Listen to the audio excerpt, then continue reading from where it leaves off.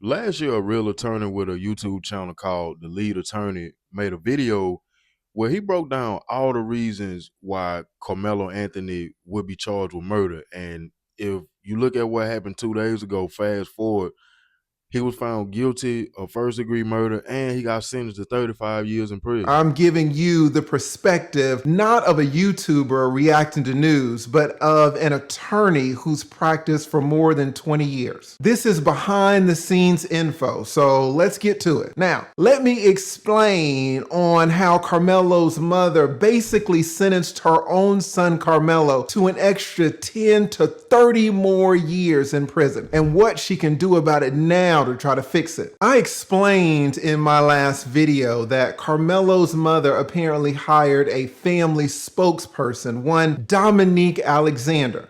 This Dominique calls himself a minister of justice, whatever that is. Dominique is a convicted felon. He's alleged to have beaten his girlfriend. Then he got a new girlfriend, and when that girlfriend left out of the apartment, the good minister grabbed that woman's 2-year-old baby and shook him until that baby got brain damage. The good minister pled guilty in that case to felony charges and was in prison. Now, this is the man that Carmelo's mom chose to speak on Carmelo and the family's behalf. The good baby shaking minister. Dominique Alexander is charged with 2 counts of family violence. And new at 11, we've learned the Dallas County District Attorney is recusing himself from prosecuting the case. That's because Alexander campaigned for DA John Creuzot in the last election. A judge will be asked to appoint an outside prosecutor now. CBS 11's Andrea Lucia has more now on Alexander's arrest and his response. Because you continue to come after us.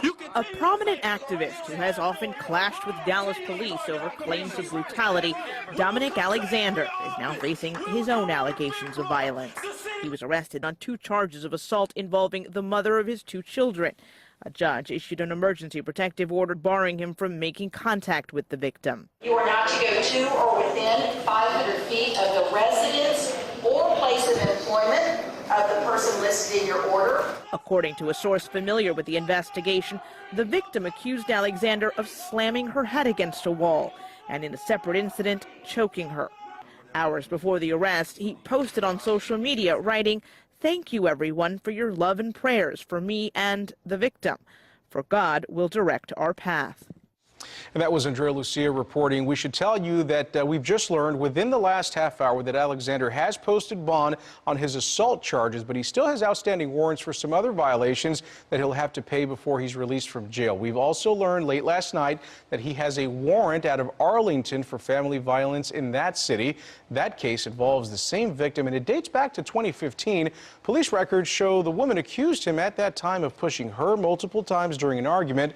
Alexander was charged with a Class C misdemeanor. He did post bond for that charge this morning. Our Steve Pickett is following this story today, the case very closely. He's going to have an update for us coming up on CBS 11 News at 4, 5, and 6 o'clock.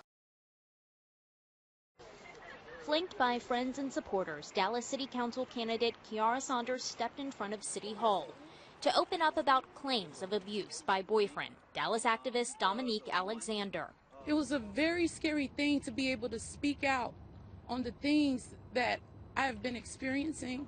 Saunders never got into specifics about the assault, though she limped to the podium in a boot. According to arrest affidavit, she broke her toe after Alexander pushed her during an argument back on April 10th. That same night, she told police he attempted to strangle her. 5 days later, another warrant shows Alexander headbutted her, all of which she says will not deter her from her goals. I have a dream.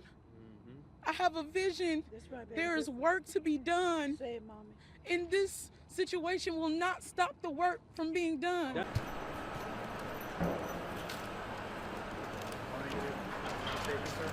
It's ironic that it's this unfortunate situation. And at the end of the day, I just ask that the community continue to pray for my family. Now, when it comes to Austin Metcalf's father, some people call him racist and say that he hiding behind religion with racism, if that makes sense. Then you got some people who somewhat empathize with him and the mourning phase that he's going through, because to be honest, this man lost a kid. You know what I'm saying? No matter how you look at it, no matter whether you think it was justified on one end or the other, he lost his son.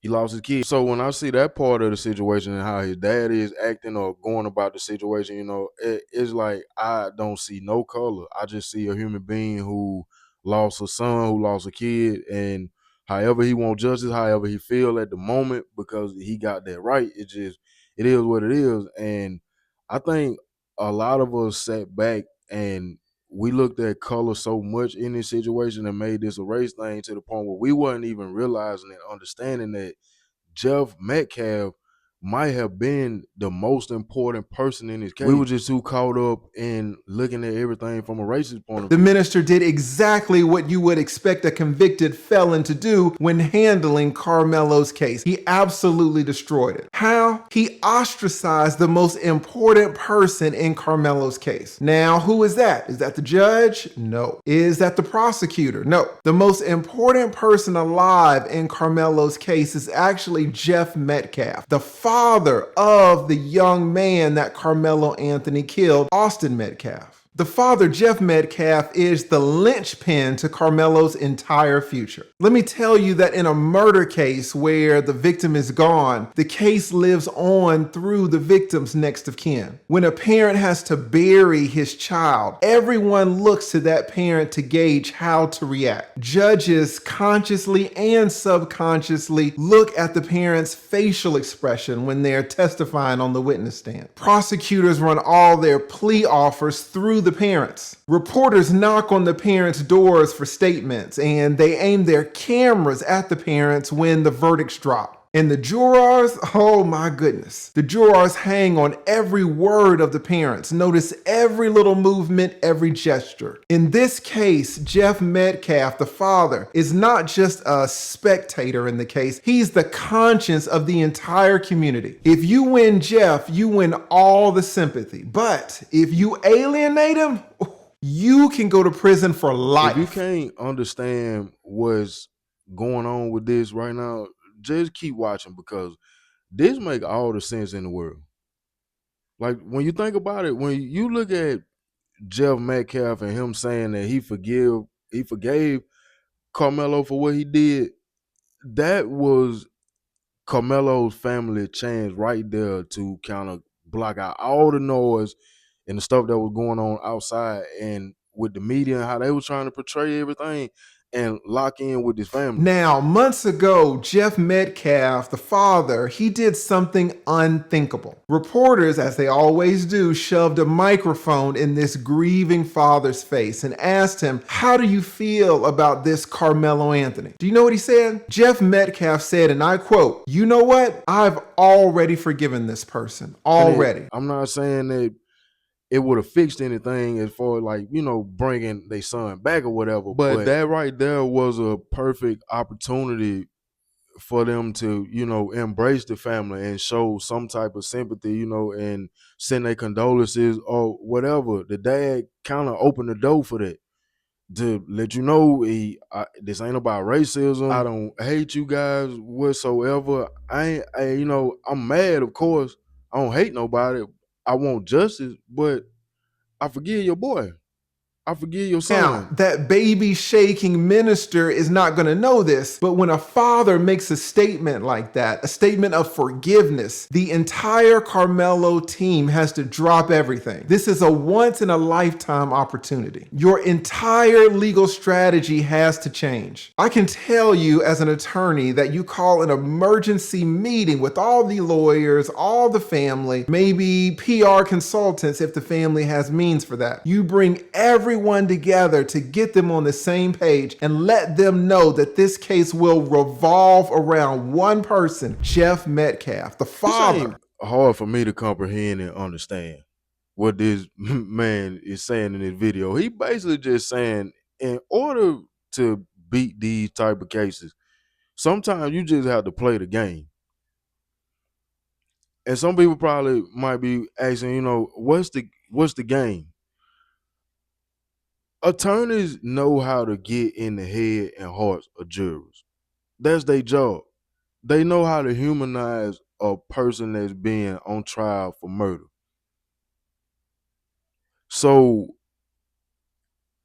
Karmelo needed somebody represent him who real deal fight murder cases, not some crisis actor. And it just kind of like showed me too that it's very important to know who you got representing you, because if you don't, you kind of just make things hard on yourself in the future. So when Carmelo's mother heard what Jeff said about her son, what do you think that this lady did? She handed the microphone at a press conference to the baby shaking minister of justice. And at that press conference where Jeff Metcalf showed up to pray with the family, the baby shaking minister called the police and had Jeff kicked out. Like, can you believe it? They kicked Jeff Metcalf, who came there to pray. They kicked him out of the press conference. The entire spectacle went viral within an hour. And do you know what else? Carmelo Anthony's prison sentence was prolonged by 10 to 25 years within that same hour. That's kind of crazy, man. Now, I always say it ain't what you say, it's how you say it. So to me, you know, I'm a little on the fence with this, because Karmelo family could have just been on high alert at the time, considering the fact that this just happened and it's hot outside, there's a lot going on. So you could have been coming in to pray, or soon as everybody closed their eyes and bow, you went bang. Or shit, you know, what if this was Austin's legal team checking the temperature, trying to see if the family was really feeding into all the race narratives and the propaganda the picture that was painted outside, like the protesting and all that stuff that was going on. It just seemed like they weren't trying to be peaceful, you know, and I just say that because we just found out this week that apparently the family of Austin is friends with the DA and the judge on this case. So if that's true, then that definitely could have been this man just pulling up to check the temperature, because it wasn't an hour later, Carmelo's sentence got prolonged by 10 to 25 years. It sounded like they had a trick up their sleeve. It worked for them. What did the family show Jeff in that instance? Jeff, the father. They showed Jeff that there was no remorse. They showed Jeff that there would be no mutual prayers. There would be no reconciliation. Showed that man nothing but hostility and aggression. The same hostility, the same aggression maybe that was at that track meet that fateful afternoon, that was under that tent. Some of you are not going to appreciate how important this father is. You just don't know how these criminal sentences work. I see your comments on YouTube and Twitter. You think, oh, this person killed that person, so put the killer in prison and throw away the key. Put him there for life. That's what you guys say. You have no idea. I will tell you that people kill people all the time, and the sentences range from insanity on the low end to insanity on the high end. Now, who controls where the sentence is going to fall? At the end of the day, it is the sentiment of the community that will decide. And in this case, Jeff Metcalf is at the center of that entire community. That was my exact thought when I was looking into this. I'm telling you, man, we come out too aggressive sometimes. Karmelo was a victim, in all honesty. He was. This became some Black Lives Matter civil rights type movement for no reason at all. This probably gonna rub people wrong. Folks probably gonna look at this like I'm cooning or something. I'm just being honest, man, because black people, I feel like in this situation right here, where how this happened, we should have just kept quiet on this and just prayed for the family and supported them from a distance. But having a community activist represent you and your child, and he being charged with first-degree murder, it it just seemed like the people that was in on the front line talking in the way that they was going about stuff, everybody was just in it for the money. It started to seem like an ultimate money grab for all parties involved, for all people involved. And that's sad because this became a black versus white thing with Karmelo when this boy needed some real representation. Now, right here, you hear the attorney give a few different scenarios or situations of people who were involved in certain crimes, murders, for whatever reason, and was facing way harsher penalties than Karmelo in his situation and what he was dealing with. But some type of way they were able to either walk away scot-free or somehow get a slap on the wrist like probation or something like that. And right here is a great example of people say, it ain't what you do, it's how you do it. Here's the first case, 4 cases. A 16-year-old in Texas, basically the same age and state of Karmelo. He gets hammered, consuming alcohol, consuming drugs. He does the whole thing. He gets behind the wheel of a vehicle. Of course, he gets into an accident. Now, here's the thing. He kills 4 people. He intentionally gets hammered and gets cooked, and then he takes 4 lives. But how many years did the judge give him? Well, the judge gave him 10 years for taking 4 lives. 10 years. But here's the kicker. It wasn't 10 years of prison. The judge gave him 10 years of straight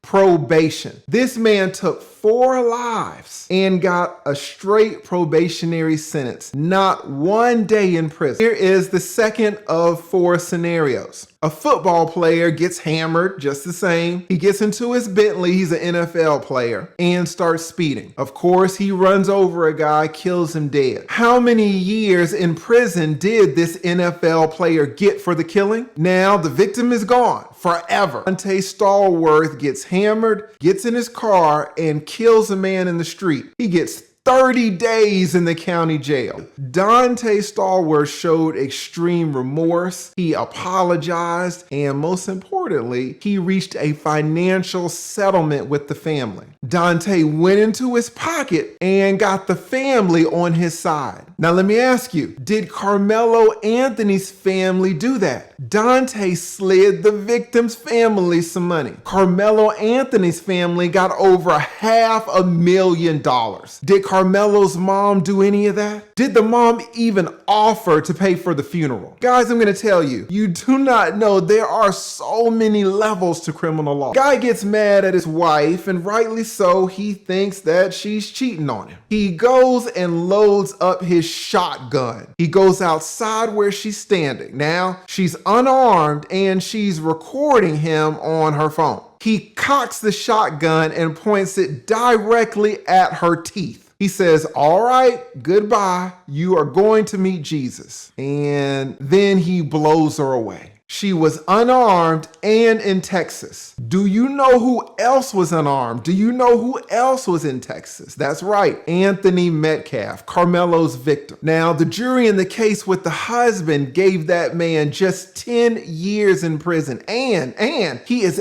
eligible for parole after only 5 years. You can absolutely get a judge and jury on your side. You just have to know how to do it. Now, let's go back to the vehicular homicide case.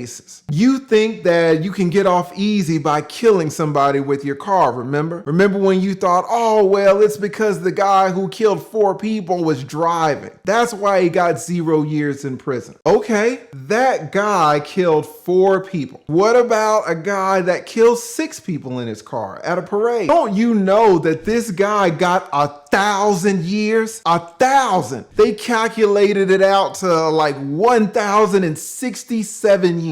He got 6 life sentences and an additional 760 years for the people that he hurt with his car. Now, how do you go from 0 to 1,000? Well, this guy got every single person in the community to hate him. Darrell Brooks never apologized to any of the family members and was hostile to everyone in the courthouse during his court case. It can be the difference between 0 years and 1,000 years. Is the Karmelo family doing that? Is the Karmelo family getting the Austin Metcalf family on their side by kicking out Austin's father at the press conference? It's insanity how they are handling the Karmelo case, and Karmelo will pay the What price. y'all think about that?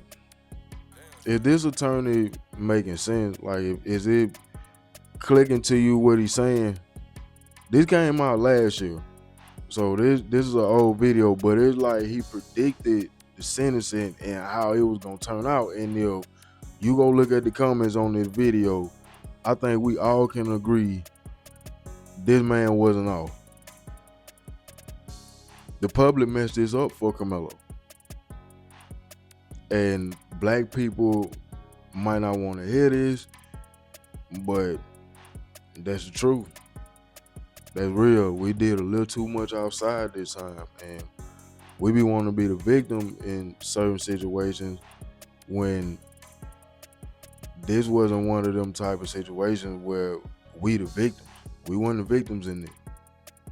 And it looked a little crazy to just be outside going against white people like that publicly, because sometimes having that mindset can have us playing defense at a time when we really should be playing offense. And that's just real. That's just my opinion. You know, they legal team or whoever was representing them, they set a trap, and it worked, if you ask me. And he played his part all the way to the end, while we were still outside screaming, "This is injustice," or how the system done failed another black man. The McCabe family stuck to their guns and was able to block out all the noise and get a real verdict in their favor.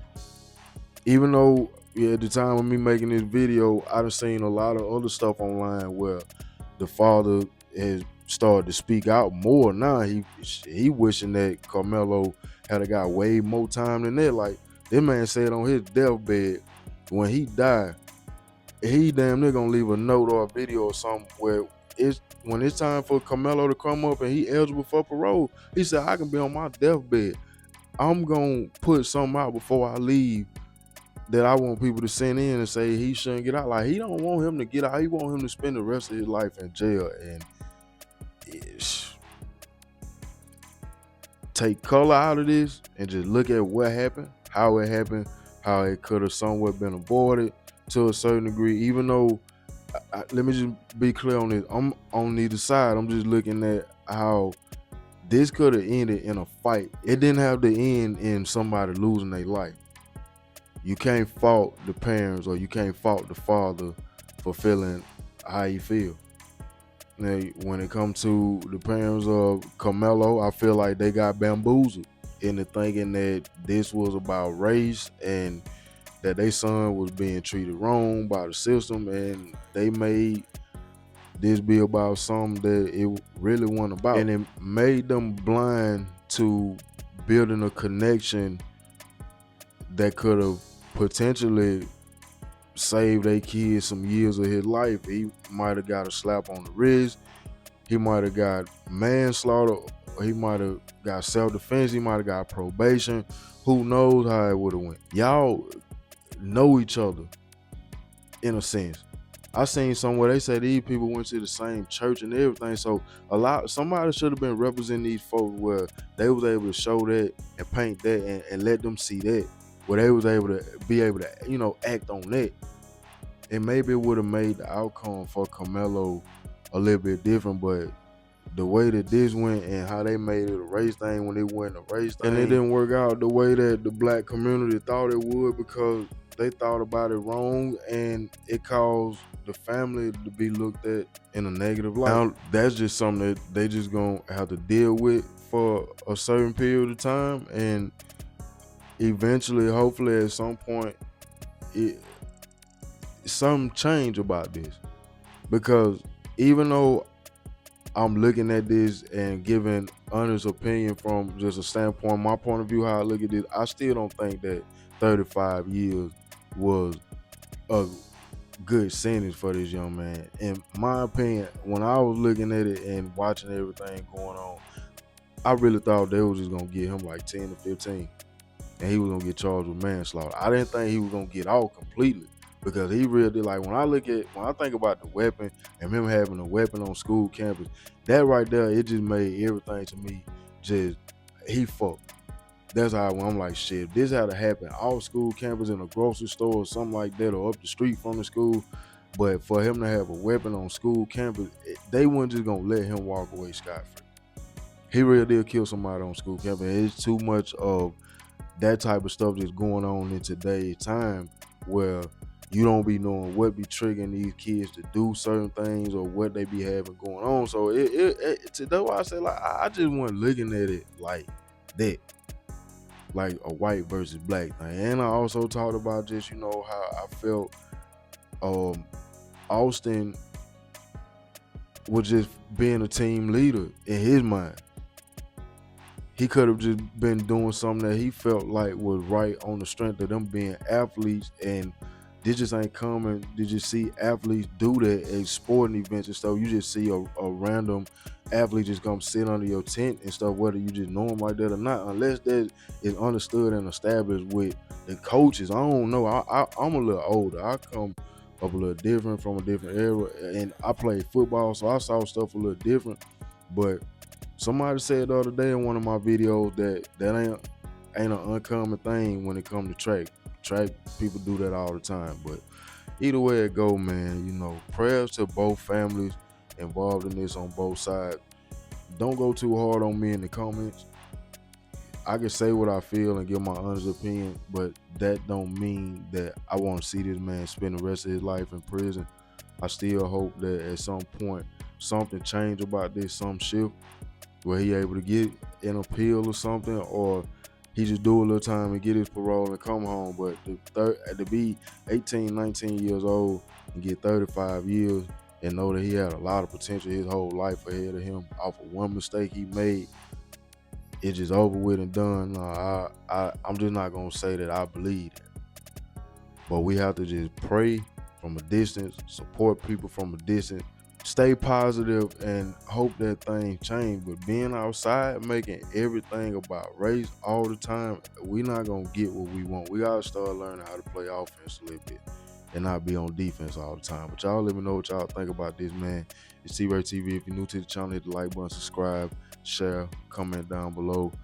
Over here, man, I don't spin narratives or give lies or try to just take you left or take you right. I just say what I feel, man. I try my best to be as honest and as open as I could possibly be. So keep it nice in the comments. Don't say nothing messed up. Don't be rude. You say what you feel, have your opinion. It's all good. We can all agree to disagree.